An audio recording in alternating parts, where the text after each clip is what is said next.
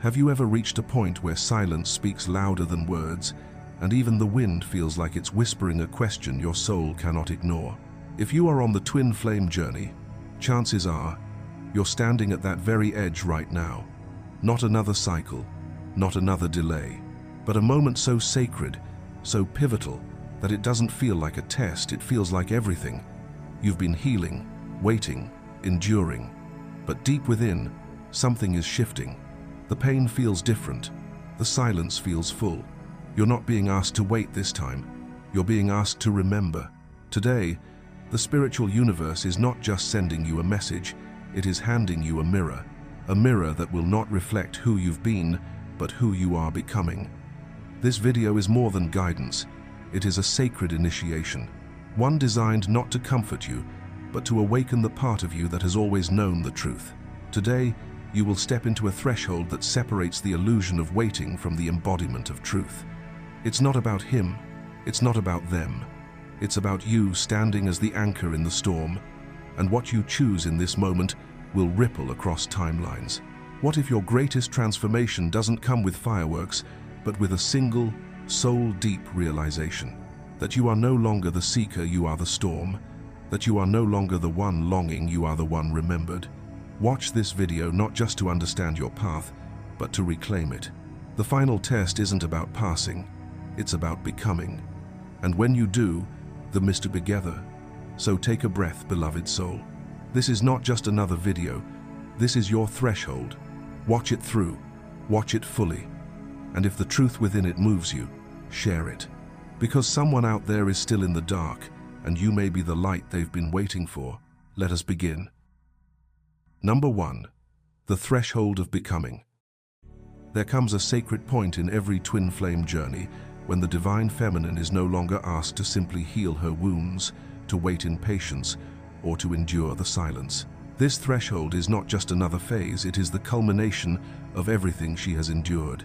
It marks the moment when the universe gently removes the illusion of waiting and hands her something far more powerful and far more demanding, her own divine sovereignty. This is not a doorway into another cycle of longing. It is not the return to obsessive hope, nor is it about watching for signs of his awakening. No, this moment is vastly different. This is the edge of becoming. It is here, on this threshold, where the universe leans in and places the full weight of sacred responsibility into her hands and whispers not as a question, but as a divine decree. Now you must anchor. The feminine has always carried the soul of the connection. She has been the emotional vessel, the spiritual compass, the silent holder of light in the darkest nights. She feels everything often before words are ever spoken. She senses the energetic tremors of the masculine's internal struggle before he himself understands it. She knows the depths of pain that lie beneath his detachment, and still, she loves. She has cried alone in the dark when no one saw. She has held space for a love that felt both eternal and invisible. She has picked herself up after every wave of disappointment and somehow continued to walk with grace. Every heartbreak, every unanswered message, every silent night has not been for nothing. Every test before this one was preparation. It was soul training. It was spiritual fire forging her into something unstoppable. And now, the universe does not ask her to wait for a sign. It does not beg her to shrink or to plead for love. It calls her to rise in full remembrance of who she island, to stand not as the wounded chaser or the forgotten lover, but as the embodied divine feminine, anchored, radiant, and immovable. Because in this moment, something profound shifts. The axis of the journey tilts. Her alignment becomes the key. Her vibration sets the tone for union. This is sacred ground. This is not about him, it's about her. It's about how she chooses to show up now, not in reaction to his absence, but in devotion to her truth. Will she collapse into the old story again, the one where she is powerless, waiting, endlessly yearning? Or will she embody the new one, the story of awakening, of sovereignty, of sacred embodiment? Because this final threshold is not about the masculine finding his way back to her, it's about her finding her way back to herself. Only then does the path realign. Only then does the true union emerge, not from need, but from resonance, not from fear, but from power. She is no longer just the one who waits. She is the one who chooses, and in choosing to fully stand in her light, she becomes the beacon, she becomes the mirror, she becomes the answer. This is the threshold of becoming, and she is ready. And as she stands at this threshold, fully aware of her power and purpose, the question gently echoes, are you ready to become the anchor of your own destiny? If this message resonates with you, if you felt the weight of this sacred turning point in your own journey, take a moment to reflect. What is the threshold you are facing right now? What truth is the universe asking you to embody? We would love to hear your story. Leave a comment below sharing your thoughts, your experiences, or simply type, I am the anchor now, to affirm your alignment. And if you find value in this message, please like the video and share it with someone who might need this light. Your voice matters, and your journey inspires more than you know. Number 2, embodying union before it arrives. There comes a sacred moment in every divine feminine's journey where she is no longer being asked to wait, to ache, or to beg for clarity. She is not sitting idly in the shadows of delay, wondering when love will finally choose her. Instead, she is being asked by the universe, by the divine within herself, to live as if the love she has always longed for has already arrived. She is being called not into passivity, but into full embodiment. Union, in truth, is not something that happens in the physical first. It is not triggered by a phone call, a text, or a dramatic reunion. Union is birthed in energy quietly, steadily, and its foundation is the unwavering inner alignment of the divine feminine. This energy doesn't come from proving her worth or chasing signs of external progress. It rises when she becomes rooted in her knowing, in the sacred truth that she already is the love, already holds the flame, already embodies the union. This isn't about pretending or faking confidence. This is about her living fully in the frequency of the future she knows is meant for her. When she holds that energy unshaken, clear, whole, she becomes the magnetic force that not only transforms her world, but deeply impacts the masculine as well. For while the divine masculine is in his own sacred unraveling, his illusions dissolving, his ego trembling, his silence pressing heavier, she does not collapse. She becomes the ground he cannot build alone. Her energy is not a tool to rescue him, but a beacon that signals love is safe. She is the proof that surrender is possible. Her consistency whispers into the void, you are not too late. This journey has always been worth it. But even then, this moment isn't about him. The temptation may arise to fixate on his progress, to decode his words, to wait for the next move. But none of that truly matters right now, because this is her final test, not about whether he chooses her, but whether she chooses herself. Can she continue to show up for her vision even when he is silent? Can she anchor her truth even when the signs go dim? Can she embody union even when the physical hasn't caught up yet? This is what separates longing from embodiment, waiting from becoming. She is not the echo of a wish, she is the origin of love itself. She is not here to shrink in the face of uncertainty. She is here to become certainty. And so, the divine feminine walks forward not in hope that union might come, but in the conviction that it is already hers. Not because she needs it to feel whole, but because she already island. And in this state, she doesn't just attract union, she becomes it. Imagine a woman named Elena.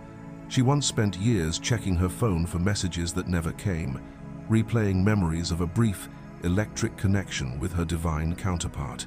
She prayed, journaled, cried under moonlight, and waited for him to return, for him to awaken, for something to change. But one day, she realized her soul was tired of waiting. Instead of searching for signs, she began to become the sign. She woke up each morning and nurtured her dreams, not to distract herself from him, but to live the life she would want to share with him. She set a table for two, not out of loneliness, but as a quiet affirmation that love was already a part of her life. She danced alone in her living room, walked barefoot in nature, and spoke to the universe as if her beloved was listening. And in that energetic shift, everything changed. She no longer looked outside for proof. She became her own proof. Elena was no longer waiting for union, she was union in motion. And it was in that embodied state, weeks later, that she heard a knock on the door, not just a physical one, but a spiritual one. The very moment she chose herself fully, love arrived, not to complete her, but to meet her at her level. Number 3. Signs of the final initiation. How do you know you've arrived at the sacred threshold, the final initiation before union? It won't come with fireworks or a grand announcement. It comes quietly, subtly, and yet with a weight that cannot be ignored. The signs may seem familiar at first. The old fears you thought you had healed begin to surface once more. The ancient wounds of abandonment, rejection, and not being chosen return not because you've regressed, but because your soul is being asked a pivotal question. Will you still choose truth when illusion screams louder? This is not a sign of failure. This is refinement. The masculine silence deepens, but it's no longer just the absence of words. It feels like pressure, like a weight sitting in your chest that you didn't invite but can't push away. It seeps into your dreams. You feel his unrest in your own body, as if his heartbeat is echoing inside your ribcage. His soul reaches out without saying a word, and the longing you feel becomes more than emotional. It becomes primal. And then, almost mysteriously, a strange wave of peace comes over you, as if the universe is wrapping you in stillness between the storms. This oscillation between intensity and calm is not confusion. It is alchemy. Your soul is being forged. You may begin to see visions him with someone else, situations that trigger every doubt you thought you had buried. You might overhear a comment, catch a glimpse on social media, or hear through others what feels like confirmation of your worst fears. But these are not coincidences. These are sacred invitations. Invitations to trust, invitations to anchor, invitations to remain unmoved in the face of illusion. Because the final test is not about what you see with your eyes, it is about what you know with your soul. The universe is not cruel, it is precise. It brings up every last remnant of fear, insecurity, and disbelief to ask you one final time. Will you collapse into the illusion, or will you rise into your knowing? Will you choose the external story or the internal truth? This phase is not about waiting to be chosen. It is about choosing yourself again, and again, and again, until that choice becomes the foundation of your reality. You are not being asked to fix him, save him, or wait for him. You are being asked to stand, to embody love without needing reassurance, to anchor peace even when the waves rise, to remain faithful to the soul truth within you, even when every outer sign seems to contradict it. That is the true initiation. And once you pass it not through perfection, but through unwavering presence, you don't just walk toward union. You become the energy of union itself. You become the safe harbor he has always searched for, not because you held space for him, but because you finally held space for you. This is the final sacred threshold, and if you are here, you are ready. Number 4. When fear grows loudest, breakthrough is near. There is a sacred paradox on the twin flame journey that many don't see until they are deep within it. Fear grows loudest, not when you're failing, but when you're on the edge of breakthrough. It's one of the universe's strangest and most profound signals. Just as you are about to step into deeper alignment, fear doesn't fade away, it amplifies. The ego doesn't go quietly. It thrashes, it panics, it screams because it senses the one thing it cannot survive: surrender. This is not a sign of defeat. It is a sign that everything is shifting. The tension you feel, that's the old identity unraveling. The anxiety, it's the ego's desperate attempt to grip what is slipping away.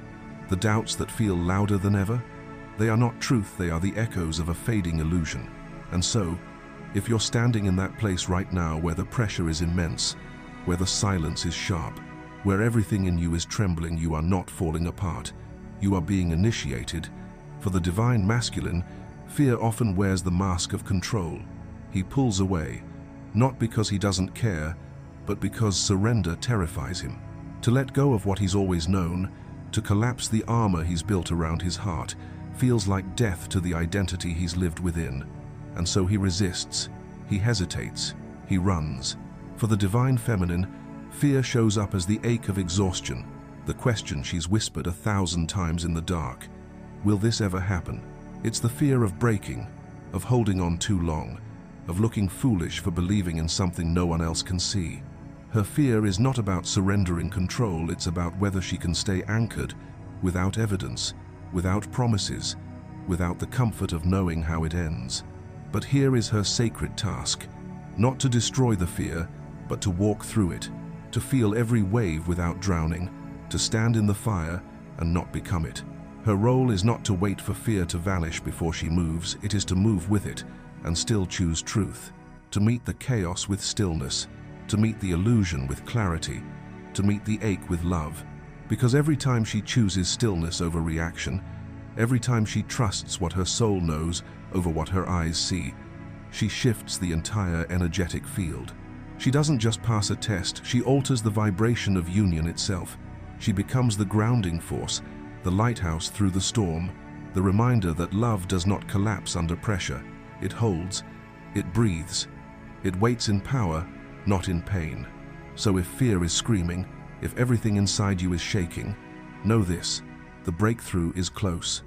The illusion always fights hardest before it dissolves. And on the other side of this intensity is the very alignment you've prayed for. You are not losing your way, you are closer than you've ever been. If you've made it this far, it means something in your soul is resonating deeply with this message. You are not alone in what you feel.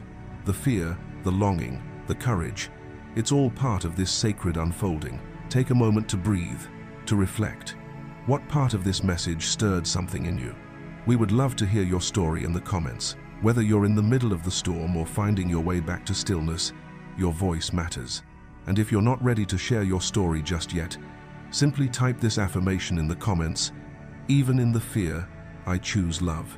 Let that be your declaration. Let it anchor you in this moment of truth.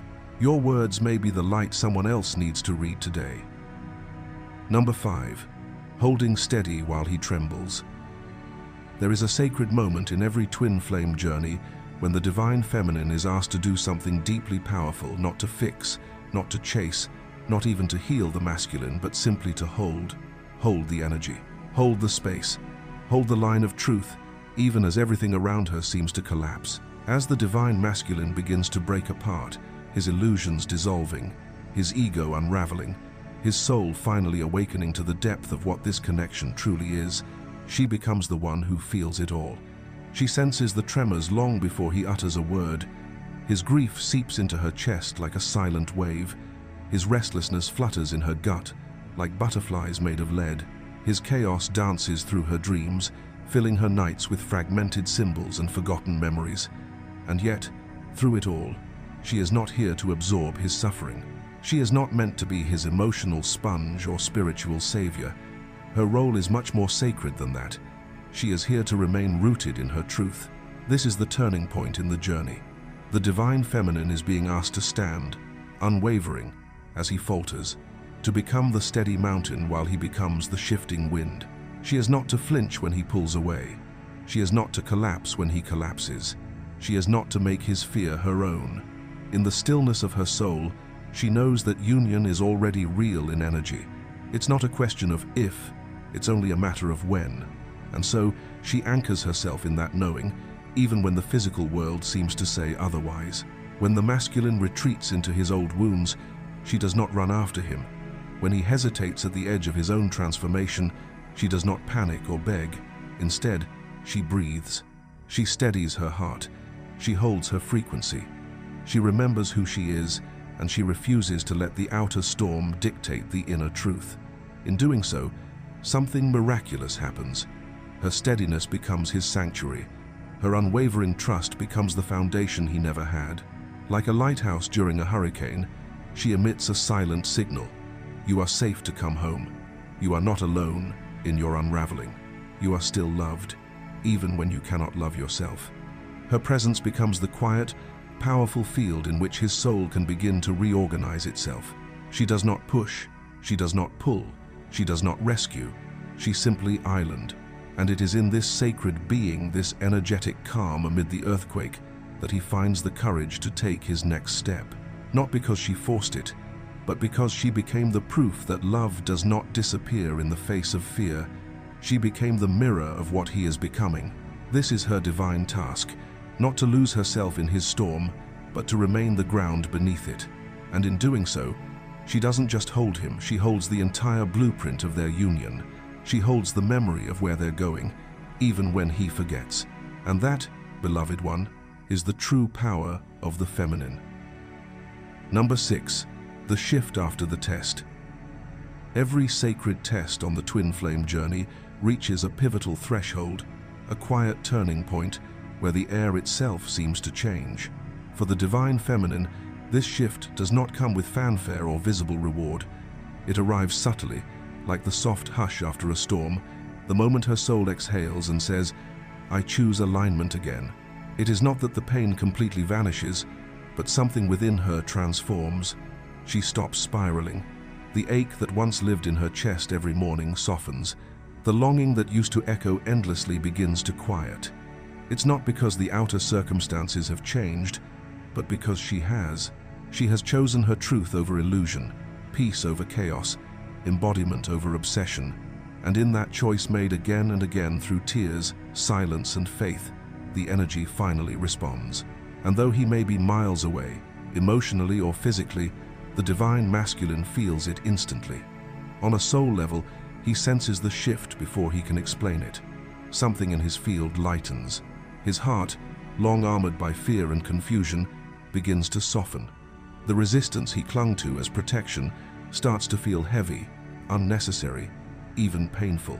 The silence he once used as a shield now feels like a prison. He may not know why, but suddenly, the world feels different.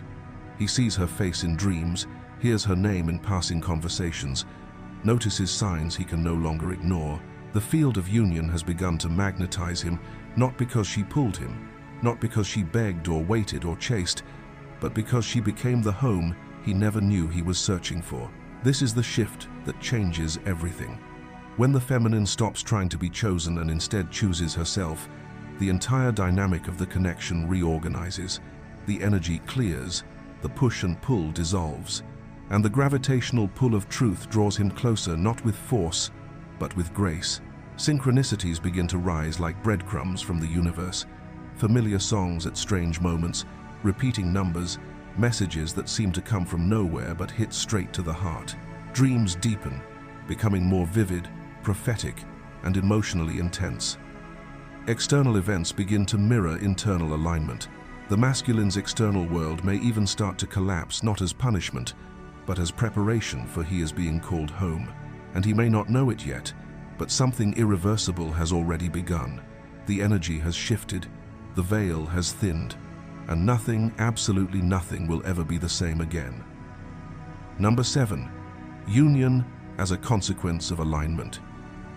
This journey has never truly been about chasing love, seeking approval, or grasping for validation in someone else's hands.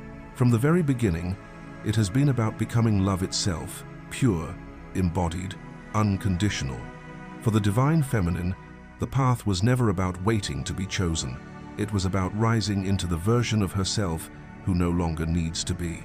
When she crosses the final threshold, when she breathes through the test, releases the illusion, and chooses alignment over attachment, something shifts permanently.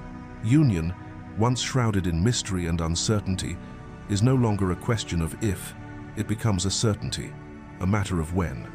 Because now, her energy is no longer entangled in longing. It is not fractured by fear. Her frequency becomes a magnetic field, a sacred gravity that quietly, powerfully pulls everything into place. She no longer chases the masculine because she no longer chases herself. She no longer waits for his return as a condition for her peace because peace already lives within her. Her alignment is not performance, it is embodiment. Her energy no longer asks, "Will he come back?" Instead, it declares, "I am already home." Even if the physical timeline lags behind, the soul has already aligned. The contracts have been reactivated. The energetic blueprint is alive. The reunion is not something she needs to control, it is something that unfolds naturally as a response to her vibration. The moment she fully anchors into her essence, the outcome becomes inevitable. The separation begins to dissolve. The illusions lose their power, and what remains is truth, undeniable, unshakable truth. In this new state, she no longer waits for signs, apologies, or confirmations. She becomes the sign. She becomes the proof of what love truly island. She no longer seeks light in the dark, she becomes the light, the very frequency that shadows flee from, and in that light, everything untrue falls away. Union is no longer something she hopes for, it becomes the natural echo of her becoming. The external reality only has one choice: to mirror the radiance of what she has already claimed within. This is the sacred reversal of the journey. Not chasing, but attracting. Not waiting, but embodying. Not questioning, but knowing. The truth is, this journey was never about waiting for someone else to choose you. It was about remembering that you were the light all along. The final test isn't about proving your worth, fixing him, or striving to be perfect. It's about reclaiming the frequency of love that already lives within you, calm, steady, unwavering. It's about becoming the lighthouse that never goes dark, even when storms rage and ships lose their way. Because that light is not just a beacon for him, it is your own return to truth. You were never powerless. You were never forgotten. You were always the anchor, the one who chose to love when fear screamed no, the one who stood firm when the silence howled, the one who held the vision of union when all you could see was absence. This is your sacred role, your highest initiation to hold steady, not because it's easy, but because your soul knows what's real.